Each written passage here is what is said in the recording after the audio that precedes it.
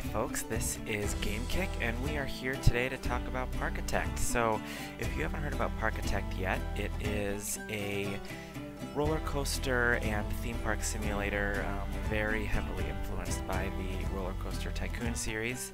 It's currently in alpha, as you can see here, and it's available on Steam Early Access. So keep in mind that it's a very early alpha, so things over the next few months are definitely going to change.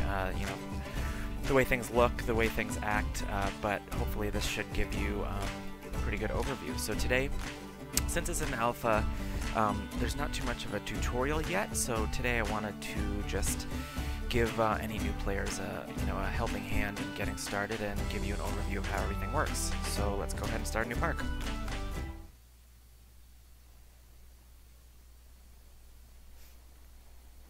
So here is the view when you first open a park. You can see our beautiful entrance and a really gigantic map.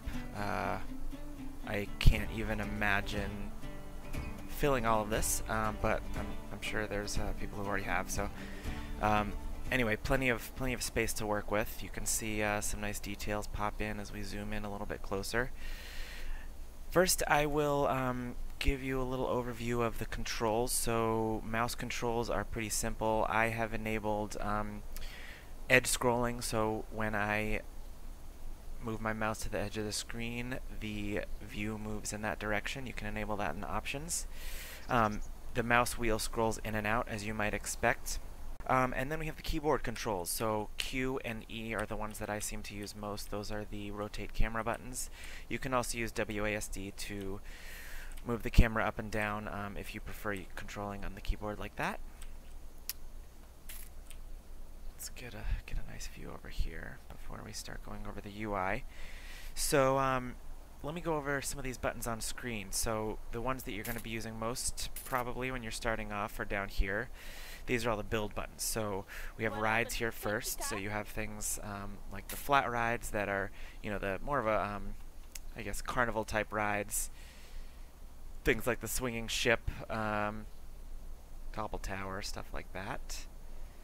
You have coasters, which are, the intense roller coasters that you might expect, and you can they allow you to build the individual tracks, whereas the rides are pre-built rides that basically you just plop down and they're ready to go. And then transport rides, maybe a stretch to call these rides, but it'll, once your park gets big enough, you're going to want to build these to help your visitors get from one side of the park to the other. And I'm actually pretty excited to build a suspended monorail at some point. Next up is park utilities, and at this stage in the alpha, the only thing is the staff room, which just gives your staff, your park staff, basically a place to go rest in between their shifts. Your staff does get tired, just like your visitors, so they need some time out sometimes. So this is a special place for them that visitors can't go in. Shops are pretty self-explanatory, but it includes everything from food shops like burgers and Chinese food to things like the cash machines, because of course your visitors are going to need to get some cash to spend at the park, to the info kiosk where visitors can go and get maps and info about the actual park when they come visit. And then toilets, so your visitors are obviously going to need to relieve themselves at some point, so especially if they're sucking down lots of ice cream and pretzels and bubble tea, so make sure you don't forget those toilets. Next up is decorations. So this includes everything from trees and flowers and various types of plants to props to pieces of structures that you're going to be building later to kind of complete your rides. So lots of various different decorations, and I can't wait until there are more of these available on the Steam Workshop. Then there's also things that they call path attachments, so that's stuff like benches, lamps, trash cans, stuff that basically goes alongside your path like this, so it kind of snaps to the edges of your paths. And actually, that's a good segue into the next button, which is the path. So you can see here, these are the general paths. So at the moment, there are 4 different types of paths to choose from.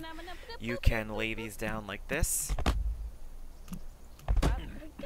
You can also use these buttons to move forward and backward and build up like that.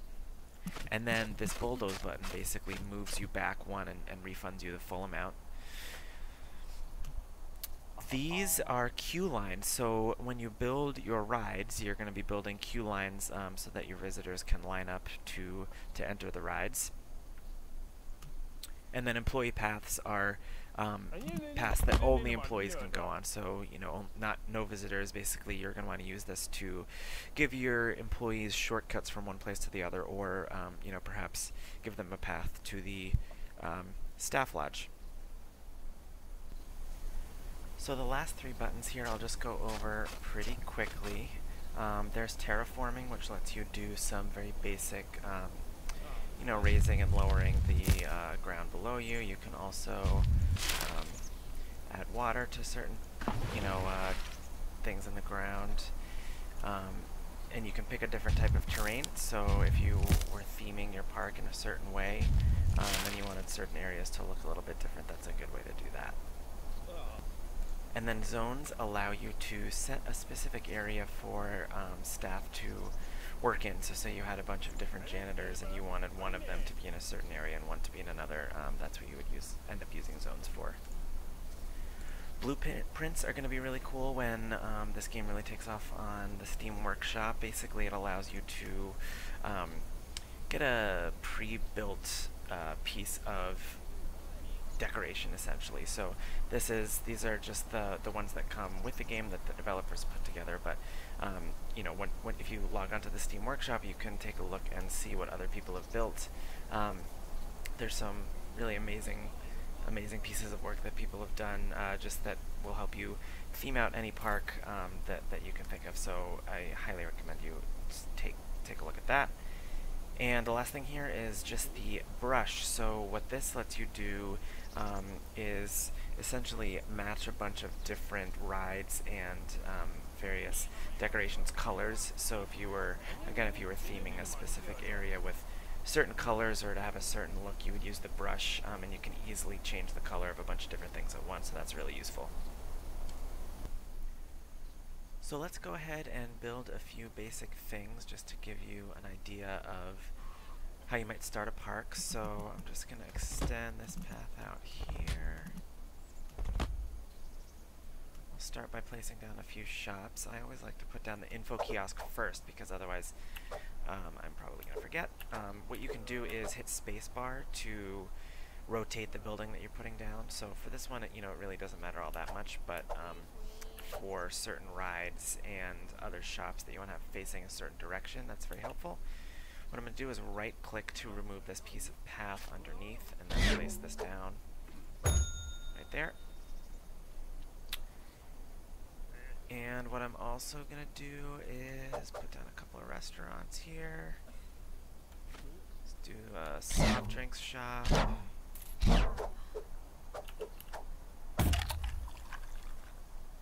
And you can see, once I place that down over here, there are some crates that have appeared. So what needs to happen with those is that I have to hire a worker, a hauler, that is going to come in and take those from the delivery area out front and bring them over to the shop. So I will do that after I place a few more shops here. Let's also put down a burgers. And also let's do a dessert. Let's do a ice cream shop. Alright, and so next I will hire that worker.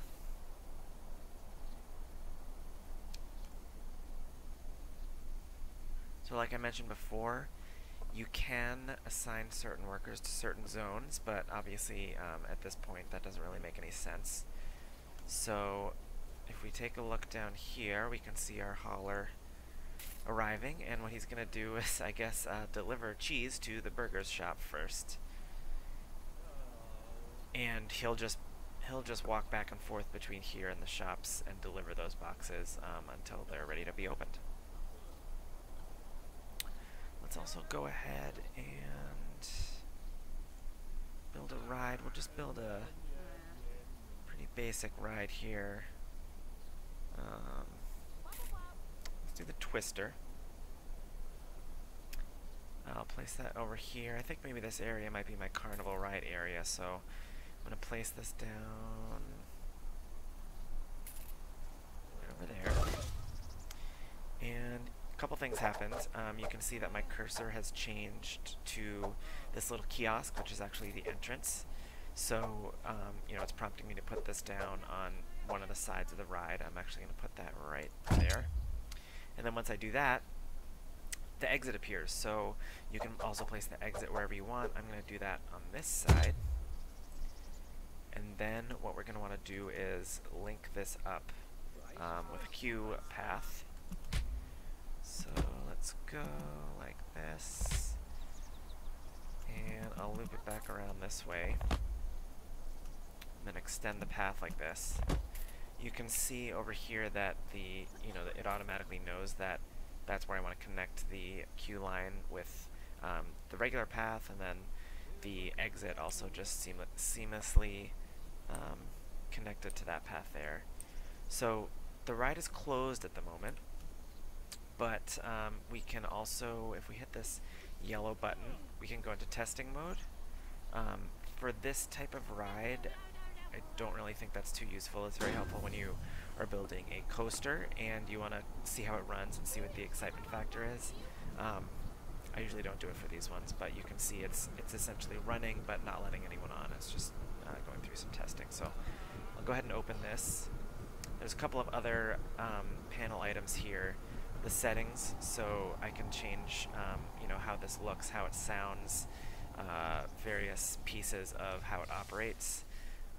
And then also the stats, so this is that excitement level I was talking about. This ride, isn't all that exciting, but the more exciting the ride, the more excited your park guests will be to go and check it out.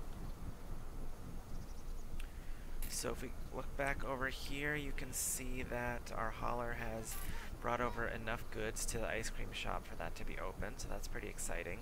And he's still working on this over here.